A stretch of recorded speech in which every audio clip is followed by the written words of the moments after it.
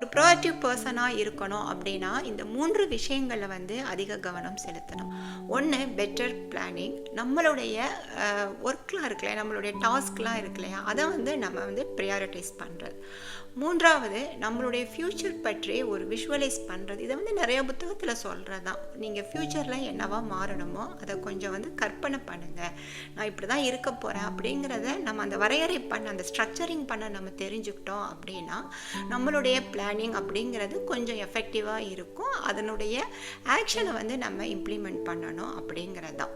நம்ம ஒரு சிறந்த ப்ரோஆக்டிவ் பர்சனாக இருக்கணும் அப்படின்னா நமக்கு வந்து இந்த 2 விதமான கேரக்டர்ஸ் வந்து இருக்கணும், பிஹேவியர் வந்து இருக்கணும். ஒன்று, சூழ்நிலைகளை மாற்றும் திறனை நம்ம வளர்த்து கொள்ளணும். இல்லை நமக்கு எந்த சூழ்நிலை வந்து எந்த என்விரான்மெண்ட் வந்து கரெக்டாக இருக்கோ அதில் நம்ம வந்து அடாப்ட் பண்ணும் அந்த ஸ்கில்ஸும் நம்ம வந்து வளர்த்து கொள்ளணும் அப்படின்னே சொல்லலாம்.